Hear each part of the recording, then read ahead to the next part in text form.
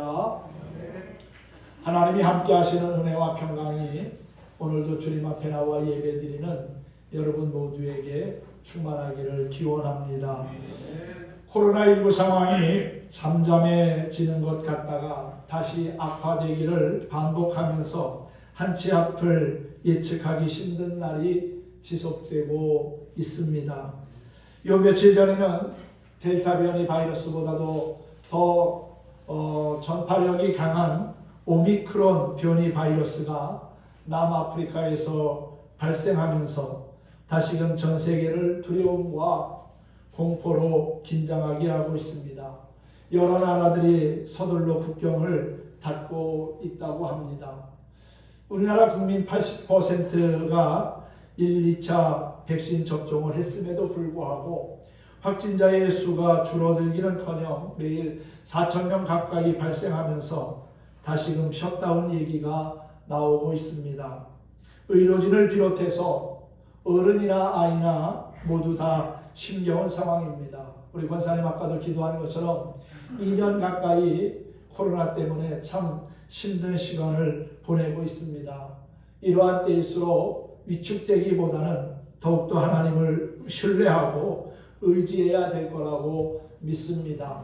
하나님의 도우심을 구하며 말씀을 의지하며 나아갈 때 선하신 하나님의 역사가 우리의 삶을 통해서 이루어지고 또한 구원의 은총을 베푸시며 우리의 삶을 상황을 역전시키시는 하나님의 놀라운 구원도 목격하게 될 거라고 믿습니다.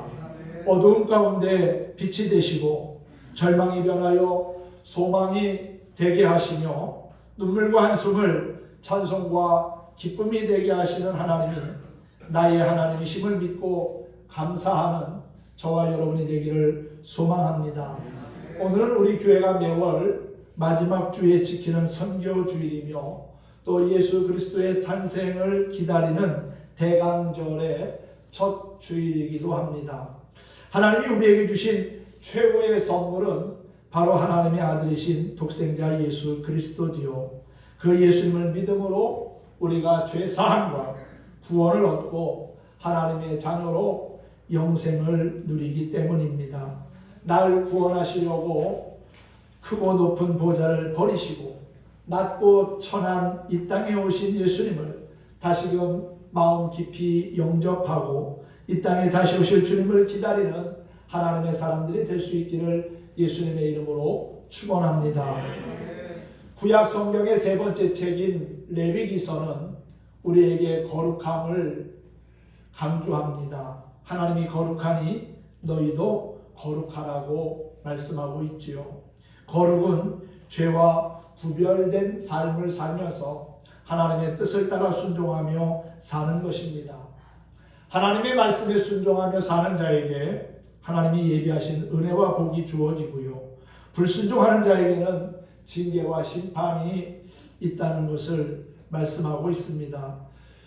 위대한 믿음의 사람들에게서 찾아볼 수 있는 공통점은 힘들고 어려운 상황 앞에서 낙심하고 절망치 않으며 하나님의 말씀에 절대 순종했다는 겁니다. 하나님의 아들이신 예수님도 하나님의 뜻에 철저히 순종하며 고난의 길, 십자가의 길을 가셨고 우리에게 구원의 은총과 하나님 나라의 거룩한 백성이 되게 하셨습니다. 순종은 우리의 영혼을 온전하게 하며 하나님을 기쁘시게 하고 또한 우리의 삶에 형통함을 가져다 줍니다. 하지만 불순종은 어떻습니까? 결국 불신앙으로 이어지면서 영원한 멸망에 이르게 한다는 겁니다. 오늘 이 아침에 우리는 레위기 26장의 말씀을 통해서 순종의 결과라는 제목으로 함께 은혜를 나누고자 합니다. 순종이 우리에게 주는 유익함이 있다는 겁니다. 물론 순종하며 산다는 것이 말처럼 그렇게 쉽지는 않습니다. 전혀 내 생각과 내가 가진 지식, 내 경험을 뛰어넘어서 맞지 않는 그러한 상황이 요구될 때도 있습니다. 또 내가 낮은 자리로 내려가야 하는 상황도 있습니다. 내가 가진 것을 포기해야 하는 상황이 올 수도 있습니다. 하지만 하나님의 말씀을 우리가 신뢰하고 그 말씀을 따라 살다 보면 결국 하나님이 오르셨고 또한 하나님의 뜻에 순종하며 사는 것이 내 삶에 유익하고 복이 되었다는 것을 깨닫게 될 거라고 믿습니다. 호주에는 양이 약 1억 5천만 마리가 있다고 합니다. 그리고 양치는 개가 5만 마리 정도가 있다고 해요. 목장에서 길들여진 개 한 마리가 양 3천 마리 정도를 돌보는 셈입니다. 그런데 어떻게 이것이 가능할까요? 호주 목장의 개들은 자신이 담당한 양들을 주인이 있는 곳으로 인도하기 전에 먼저 주인의 손을 쳐다본다고 합니다. 그 손가락의 움직임에 따라서 양들의 걸음 속도와 방향, 곧 빨리 걷게 해야 할지 천천히 걷게 해야 할지 오른쪽으로 가게 해야 할지 왼쪽으로 가게 할지 등을 조절해 준다는 것입니다. 주인과 너무 멀리 떨어져 있어서 주인의 손을 볼 수 없는 경우에는 주인의 휘파람 소리를 듣고 양들이 움직인다는 거예요. 주인을 향한 개 한 마리의 충실한 순종은 3천 마리 양의 생명과 안전을 지키는 능력이 됩니다. 순종을 잘 하는 것은 호주 목장에서 훈련된 개뿐만이 아닙니다. 우주 만물이 하나님의 질서와 규칙에 순종합니다. 하나님의 명령에 순종해서 지구가 돌고 자전과 공전을 이루고 있고 또한 해가 뜨고 지며 봄이 되면 연약한 씨앗들이 단단한 흙을 뚫고 세상 밖으로 나옵니다. 이처럼 자연 만물이 보여주는 아름다운 현상, 질서, 조항은 하나님의 명령에 순종할 때 이루어지는 것입니다. 순종이란 하나님이 주신 말씀과 지혜를 따라 행하며 사는 겁니다. 내 뜻과 맞지 않아도 그 하나님의 뜻을 이행하며 사는 거지요. 지혜의 근원이 되시는 하나님의 섭리와 계획에 동의하는 것이 순종이고요. 그분을 믿고 신뢰하기에 그분의 계획에 결정에 나의 의지를 일치시키는 겁니다. 하나님의 생각이 내 생각보다 깊고 넓으시다. 또한 하나님은 내 삶의 모든 것을 알고 계시고 나를 진심으로 사랑하신다. 하나님은 나의 유익을 위해 지금도 끊임없이 일하고 계신다라는 믿음을 가져야 합니다. 그러면서 하나님을 내 삶의 주인으로 인정할 때 우리는 하나님 말씀에 순종할 수 있는 것입니다. 순종이란 하나님께 대한 믿음을 외적인 행동으로 표현하는 것이기도 합니다. 때로 하나님은 우리가 이해할 수 없는 명령을 하시거나 공동체 전체를 위한 희생을 요구하기도 하십니다. 어떤 경우에든지 간에 우리가 진심으로 말씀을 따라 살고 순종하다 보면 하나님이 주시는 놀라운 은혜와 복을 경험하게 될 거라고 믿습니다. 오늘 말씀 가운데 보면 하나님은 세 가지의 명령을 하십니다. 모든 규례와 또 명령을 지킴에 있어서 특히 세 가지를 잘 지키라고 말씀하고 있는데 그 첫 번째가 이스라엘 백성들에게 자기를 위하여 우상을 만들지 말라는 겁니다. 우상에게 경배하지 말라는 것이고요. 두 번째는 안식일을 거룩하게 지키라는 것이고 세 번째는 하나님의 성소를 경외하라는 것입니다. 즉 우상 숭배 금지와 안식일을 지키는 것과 하나님의 성소를 경외하라는 것이지요. 어떻게 보면 우리가 신앙생활하면서 가장 기본적으로 지켜야 되는 모습들이라고 보여집니다. 한마디로 말하면 하나님 중심의 삶을 살라는 것이지요. 죄악된 세상에서 하나님께 우리의 영적인 시선을 맞추고 그분이 인도하시는 삶을 살아가야 한다는 겁니다. 우상의 언어적인 의미는 없는 것, 아무것도 아닌 것. 그리고 있는 것처럼 보이나 사실은 존재하지 않는 허구라는 뜻입니다. 즉 우상이란 실제로 존재하지 않는데 마치 사람의 필요나 기대를 채워줄 능력과 해답을 가진 것처럼 보이는 헛된 것입니다. 그러므로 우상은 예배의 대상이 될 수도 없을 뿐만 아니라 인간을 기만하는 허무 그 자체라는 것이지요. 우상을 멀리해야 하나님의 은혜 안에 살 수 있습니다. 하나님께서 십계명을 모세에게 주면서 첫 번째 말씀하신 것이 나 외에 다른 신을 섬기지 말라는 거예요. 오직 하나님만을 예배하고 찬양하고 또한 하나님을 경외하며 살라는 겁니다. 이것이 우리의 신앙의 기본입니다. 세상에 많은 신이 있지만 다 그 신들은 생명이 없는 죽은 것들입니다. 오직 하나님만이 전능하시고 우주 만물을 창조하신 창조주이시며 우리의 과거뿐만 아니라 현재 그리고 미래에도 함께 하시며 우리를 영원한 생명의 나라로 인도해 가실 참 좋으신 아버지라는 사실이지요. 그 하나님을 나의 주님으로 믿고 그분의 말씀을 따라 살아가는 것은 우리 모두가 해야 할 당연한 일인 줄 믿습니다. 안식일을 거룩하게 지키라는 말씀이 두 번째 있지요. 안식일은 하나님이 천지를 창조하실 때부터 거룩히 구별된 하나님의 날이며 동시에 사람에게 안식을 주기 위한 위로의 날입니다. 하나님은 안식일을 거룩하게 지키라고 하셨고요. 안식일을 지킬 때 그 삶 가운데 은혜와 평강의 복을 주신다고 했습니다.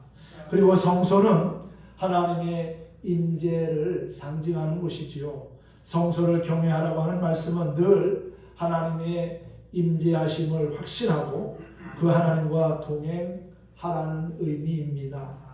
그럼 하나님의 명령을 준행하며 순종할 때 하나님은 어떤 은혜를 주신다고 말씀하고 있나요? 오늘 3절에 보면 너희가 내 규례와 계명을 준행하면 하나님의 뜻에 순종하면 이와 같은 은혜와 복을 주신다고 4절부터 쭉 말씀합니다. 뭐라고 말씀하고 있습니까?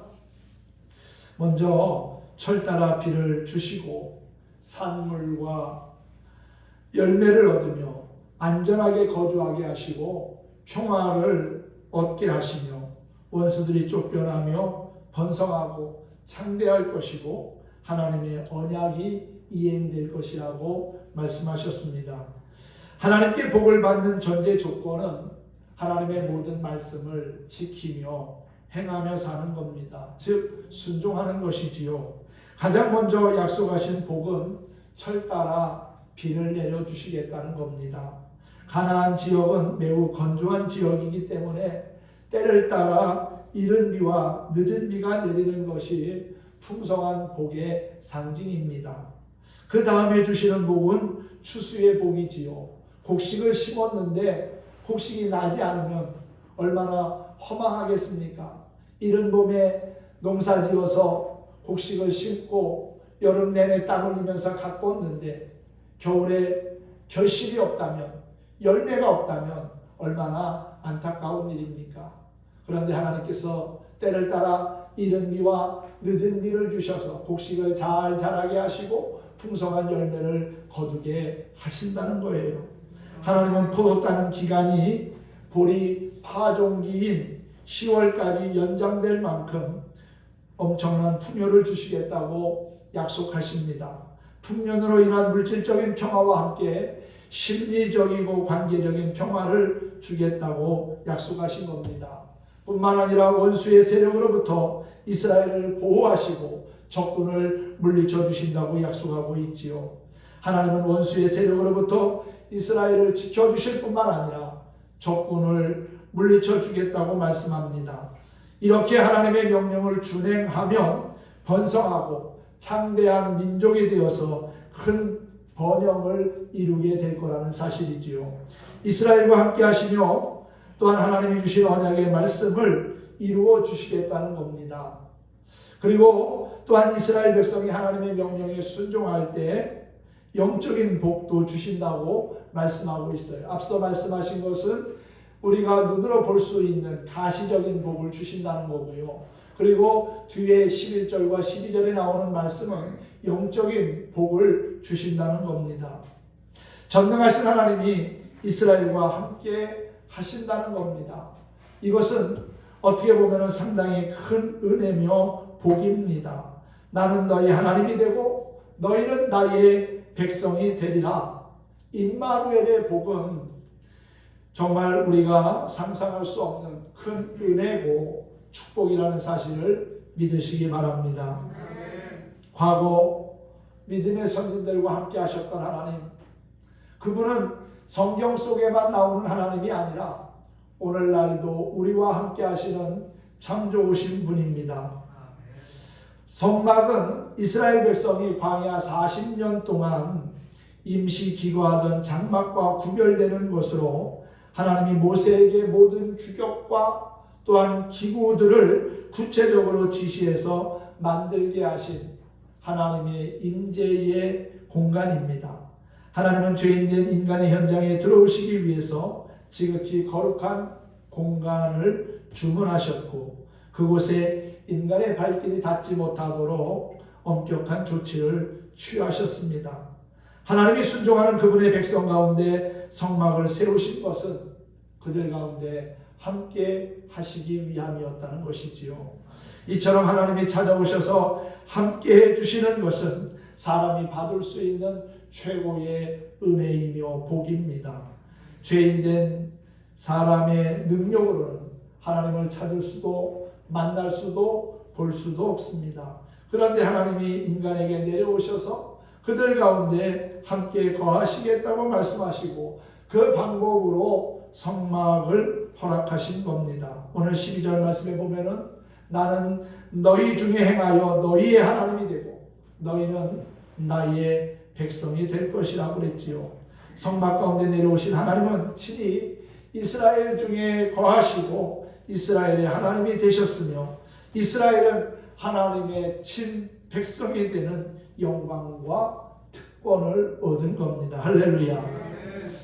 이 하나님이 함께 하시는 복은 마태복음 28장 마지막에 나오는 볼지어다 내가 세상 끝날까지 너희와 항상 함께 있으리라 그렇게 말씀하신 예수 그리스도의 약속과도 일치되는 것으로 가장 귀한 영적인 복이라고 할 수 있습니다. 하나님은 그분의 규례와 계명을 지키고 하나님을 사랑하는 자에게 철따라 이른 비와 늦은 비를 내려주시고 온갖 곡식과 과일의 풍성한 열매를 주시며 삶의 안정과 평화를 주시고 대적과 원수들의 공격이 없게 하시거나 있더라도 이기지 못하게 하시며 시간이 지나갈수록 번성하고 창대케 하실 것이라고 하는 현실적인 약속을 하셨습니다. 오늘 7절과 8절에 보면 너희의 원수들을 쫓으리니 그들이 너희 앞에서 칼에 엎드러질 것이라. 또 너희 다섯이 백을 쫓고 너희 백이 만을 쫓으리니 너희 대적들이 너희 앞에서 칼에 엎드러질 것이며 그랬어요. 5명이 100명을 이기고 또한 100명이 10,000명을 이길 수 있도록 하나님께서 함께 해주신다는 겁니다. 사람의 눈으로 볼 때는 사람의 생각으로는 불가능하지요. 어떻게 5명이 100명을 이길 수 있습니까? 어떻게 100명이 10,000명을 무너뜨릴 수가 있습니까? 불가능합니다. 하지만 하나님이 함께 하시면 불가능한 것도 가능케 된다는 것입니다. 하나님은 전능하신 분이기에 모든 것을 하실 수 있는 분이기에 세상을 창조하신 분이기에 그분에게는 불가능한 일이란 단어가 어울리지 않는다는 것이지요. 사랑하는 성도 여러분, 하나님은 우리가 이 땅에서 잘되고 행복한 삶을 살기를 원하십니다. 모든 부모가 자녀들이 잘되고 행복하며 사고나 재앙의 위험으로부터 보호함을 받기를 원하듯이 하나님은 그분의 백성에게 은혜 베푸시기를 원하십니다. 그래서 진실한 기도에 응답해 주십니다. 때를 따라 돕는 은혜를 주십니다. 실제로 믿음 생활을 통해서 경제적인 형편이 나아지는 경우도 있습니다. 또한 육신의 질병이 고침받기도 합니다. 자녀가 잘되고 가족관계가 회복되고 사회적으로도 명예를 얻는 사람들이 많습니다. 하나님은 다윗과 솔로몬에게도 감당할 수 없는 번영과 존귀와 영광을 베푸셨지요. 하나님은 그분의 백성이 하나님을 진심으로 예배하고 순종할 때 상상할 수 없는 놀라운 은혜와 복을 주셨습니다. 회개를 통한 죄사함의 기쁨도 주셨고요. 또한 용서를 통한 관계 회복이라고 하는 유익을 주시기도 했습니다. 물질적이고 눈으로 보여지는 가시적인 복보다 더 귀한 것은 바로 영적인 복입니다. 이것은 하나님과 우리와의 관계 속에서 형성되는 것이지요. 물질적인 복도 귀합니다. 하지만 지나치게 물질적인 복을 추구하다 보면은 올바른 믿음을 잃어버리게 되는 위험한 상황을 만날 수도 있어요. 하나님은 사람이 취할 수 있는 가장 큰 기업이고 자산이며 또한 복의 근원이십니다. 할렐루야. 하나님이 모든 것에 창조주이시기 때문에 가능한 것 아니겠습니까? 하나님 안에 모든 것이 있습니다. 물질적인 유익보다도 영적인 유익이 더 큰 이유가 바로 여기 있는 겁니다. 하나님과의 관계가 형통하면 물질과 사람과의 관계도 형통하게 되어 있습니다. 그런데 하나님과의 관계가 어긋나기 시작하면 우리의 삶의 모든 관계들이 불협화음이 나고 어긋나게 된다는 거예요. 사람과 사람의 관계, 물질과의 관계, 또한 우리의 일상의 모든 관계들이 어긋납니다. 하지만 하나님과의 관계가 되면 온전해지면 우리의 일상의 모든 관계들도 얼마든지 다시금 회복될 수 있다는 사실이지요. 하나님 계명의 핵심은 하나님 사랑이며 하나님과의 친밀함입니다. 여러분, 사람과 사람이 친밀하는 것도 보기 좋지 않습니까? 그런데 하나님과 우리가 친밀한 삶을 산다는 것 얼마나 귀한 일입니까? 우리는 예배를 통해서 믿음의 삶을 통해서 하나님과의 친밀함을 계속 유지해 나가야 될 거라고 믿습니다. 하나님은 무엇보다도 그분의 백성인 우리와 가까이 지내기를 원하십니다. 하나님은 우리의 기도를 들으시고 또한 우리는 하나님의 음성 듣기를 원하십니다. 그런 의미에서 하나님은 예배 받으시기를 기뻐하시고 영과 진리로 예배하는 참된 예배자를 찾으신다는 사실입니다. 하나님을 믿고 그분의 계명을 지킬 때 우리는 하나님 안에서 참된 안식과 평안을 얻게 되고 그분과 동행하는 기쁨을 누리게 될 거라고 믿습니다. 빛이 되시는 그분과 동행할 때 우리 안에 있는 죄의 어두움은 물러갈 것입니다. 능력이신 그분과 동행할 때 우리 안에 있는 약함과 또한 상처는 회복되고 치료받을 것입니다. 소망 되시는 하나님과 동행할 때 불안과 근심과 걱정, 염려, 두려움, 분노는 사라지게 될 줄로 믿습니다. 하나님의 말씀을 지키고 순종할 때 이런 영적인 유익이 찾아온다는 사실을 믿으시기 바랍니다. 하나님을 믿고 따른다는 것은 매우 실제적이면서도 그 깊이를 측량할 수 없을 만큼 놀랍고 심오하고 신비롭습니다. 하나님의 일은 눈에 보이기도 하고 보이지 않기도 합니다. 또한 확실히 알 수 있기도 하지만 알 수 없는 경우도 있습니다. 그러기에 하나님을 잘 믿다가 어느 순간 우상의 눈이 가기도 하고 하나님의 명령인 줄 알면서도 불순종의 죄에 빠지기도 합니다. 자기를 위한 우상을 만들지 말라고 엄중하게 명령하신 하나님의 말씀에 순종하는 백성에게 주실 복을 하나님은 자세하게 언급하셨습니다. 철을 따라 비를 주시고 좋은 열매를 얻게 하시고 또한 악한 원수들을 물리쳐 주실 뿐만 아니라 하나님의 백성을 번성케 하시겠다고 말씀하셨지요. 그런데 하나님이 약속하신 그 어떤 복보다도 으뜸인 것은 하나님이 친히 이스라엘의 하나님, 나의 하나님이 되어 주신다는 겁니다. 하나님과의 인격적인 관계를 맺고 살아가는 것이 우리의 삶의 가장 큰 유익이고 복이 됨을 믿으시기 바랍니다. 하나님의 눈과 귀가 항상 머물러 있는 사람, 하나님이 그의 편이 되어주시는 사람은 정말 행복한 사람 아니겠습니까? 순종의 유익을 깨닫고 하나님의 뜻을 따라 믿음으로 살고자 힘쓰는 우리 모두가 되기를 축복합니다. 이 시간에 주님의 말씀에 순종하며 살겠습니다.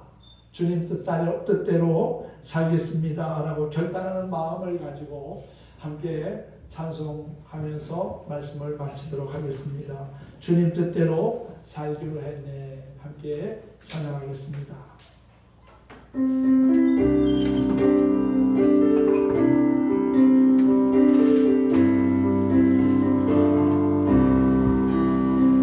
주님 뜻대로 살기로 해. 주님 뜻대로 살기로 해. 뜻대로 살기로 해. 뒤돌아서 세상 사람 날 몰라줘. 이 세상 사람 날 몰라줘. 이 세상 사람 날 몰라줘. 뒤돌아서 세상 지고 십자가로 세상 지고 십자가 보내. 세상 지고 십자가 보내. 뒤돌아서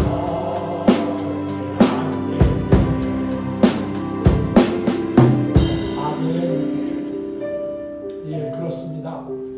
주님 뜻대로 살길 원하는 사람은 다시금 죄악된 옛 생활로 돌아가면 안 됩니다. 세상 사람들이 날 몰라줘도 알아주지 않는다 할지라도 뒤돌아서지 말아야 합니다. 나를 구원하신 주님만을 의지하며 나의 십자가를 지고 그분을 따를 때 하나님이 예비하신 은혜와 복을 누리는 축복의 사람이 될 줄로 믿습니다. 오늘도 하나님은 믿음으로 순종하는 사람을 찾으십니다. 하나님이 찾으시는 그 사람이 오늘 예배의 자리에 있는 저와 여러분이 되기를 소망합니다. 순종으로 최고의 은혜와 복을 누리고 또한 나누며 흘려보내는 축복의 통로들이 될 수 있기를 예수님의 이름으로 축원합니다. 축복합니다.